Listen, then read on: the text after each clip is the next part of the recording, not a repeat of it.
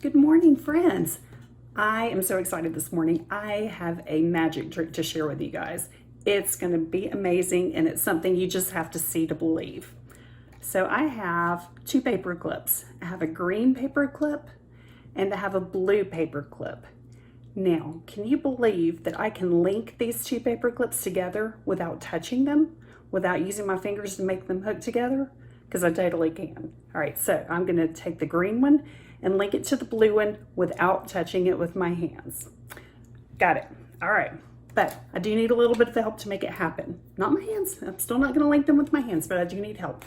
So I've got a dollar bill, and I'm going to fold it into thirds. I'm going to fold this top half over here and the bottom half over here, and this is going to be my magic assistant.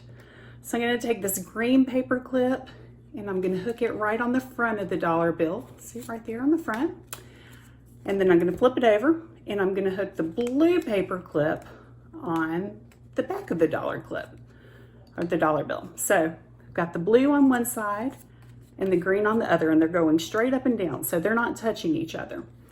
Now I'm going to grab the corners that I can see of this dollar bill, and I'm going to give them a little pull and watch what happens.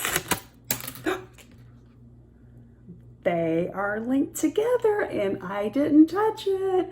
Isn't that incredible? I mean, you had to see it to believe it. I know you guys, I mean, you know, I've got some skills, but I know you probably had to see it so that I could believe that I did that.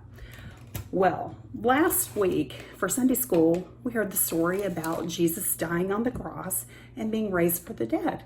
And that's something that's actually, for a lot of people in the Bible, they had to see it to believe it. We know that the women went to the tomb and they found Jesus was no longer there, and the angel had told them that he had risen just as he said. The women ran and told the disciples, and they weren't so sure. They wanted to believe it, but people who died just don't come back to life like that. And so they had a hard time believing that that could really happen. Well, a few days after the tomb was found empty, the disciples were gathered together in a locked room. Now, they were still scared. They were afraid that the men who crucified Jesus on the cross would be coming after them as well. So they were in hiding. Well, as they were together, suddenly Jesus appeared in the room with them. They couldn't believe it. They wanted to believe this was Jesus. It looked like him, but they just weren't sure. So Jesus showed them the wounds in his hands from the nails on the cross and the wound in his side from the spear that poked him. And they were so excited. Jesus had come back to life, just as he said. Well, there was one disciple, a disciple named Thomas, who wasn't there that night. And the disciples told him what they missed. They were so excited, and they told him, he was here, Thomas, he was here. And that night, Thomas earned a nickname. He earned the nickname Doubting Thomas because despite the fact that the disciples told him the story of what happened, he just didn't believe it.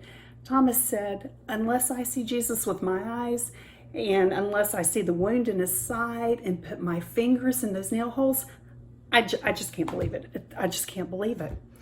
Well, several days later, the disciples, including Thomas this time, were back in that room, still hiding out. And once again, Jesus came and stood among them. And Jesus said to Thomas, Thomas, see, put your finger here. See my hands? Reach your hand, put it in my side. It's time for you to stop doubting, and it's time for you to believe. And Thomas immediately fell on his knees and answered, Jesus, my Lord, my God. And what Jesus said to him was, because you have seen me, you believed. But blessed are those who have not seen, but yet they still believe. Now, you know, you and I, we don't see Jesus walking around. We weren't there to see him die on the cross. So we weren't there to see the empty tomb.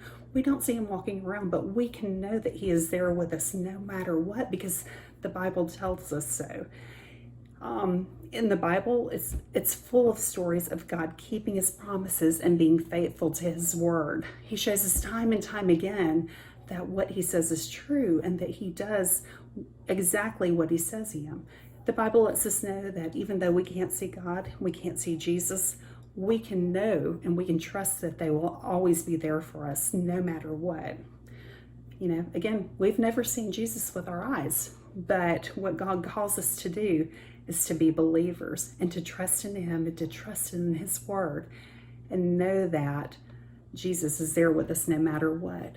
So as you go through this week, I want to challenge you to look for all the ways that you can see Jesus in your life, whether it's through maybe something a family member or a friend says to you at just the right time, or maybe somebody sends you a note and it's exactly what you needed, or somebody gives you a smile just when you're feeling lonely. Just look for those ways that God shows He's faithful and shows that He is with us no matter what, because sometimes God shows up looking very much like someone else in our lives who's close to us.